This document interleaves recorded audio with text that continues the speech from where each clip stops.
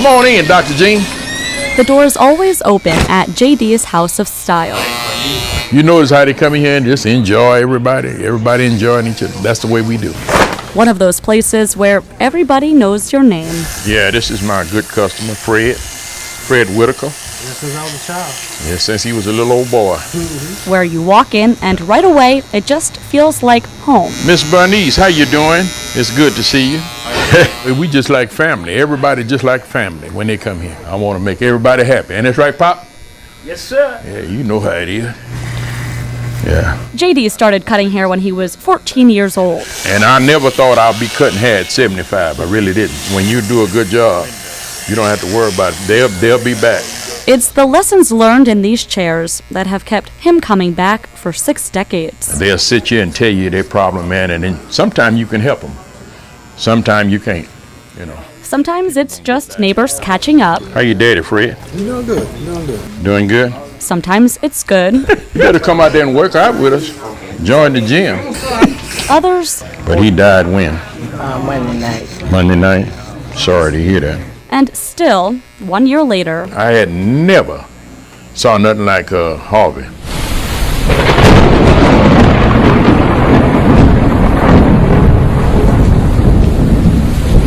JD and his wife Janice were home cooking the morning of the flood. Truck come through and all that water went into the house, and all of a sudden, We had water everywhere. so we said, we better start grabbing stuff so we can get away. And we walked about 3 miles. We had to swim our way. Didn't have nowhere to go. The 18-wheeler came and got us and rescued us. We had to get in the back of a trailer. Took us back down Mesa to Jack in the Box, and We stayed at Jack in the Box all day long till 3 o'clock in the morning. we just stranded 24 hours. For those of you arriving, welcome and proceed inside. So we finally got on the city truck at 4 o'clock that morning, and it took us to Georgia Brown. People was dropping clothes off in the truckloads of clothes. And I called my dad. I say, look, I can't take no more of this. And I just started crying. I said, you gotta find a way to come get me. If you are a volunteer, please go down to hall A. Oh, it was just terrible. I say, Lord, I don't ever want to experience that anymore. When they finally made it home, things were only worse. We lost everything. We lost everything. We had just bought a whole house full of furniture. Everything we bought was gone. But 5 minutes down the road, these doors were still open. We got here with no water. I said, thank you, Lord Jesus. So JD and Janice made themselves at home This is the break room here.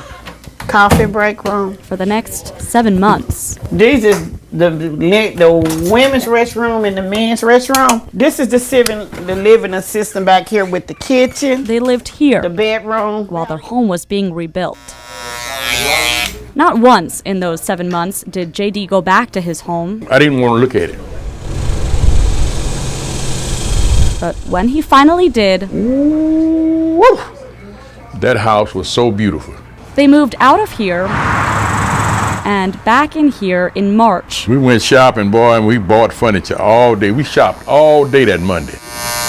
You know, you never think that you're going to survive in a storm like that. We never thought we would survive again. Oh, a lot of people, man, they're suffering. Still suffering. They can't even get back in the house. 1 year later, I'm happy. I'm happy. I'm very happy. with everything more or less back to normal, Thank you. Good to see you. All right. Have a good one. these two will tell you they never really lost a home. Thank you, and come back. It was right here all along. We had somewhere to go because a lot of people didn't and still don't. Talk to you later, Mr. Dean.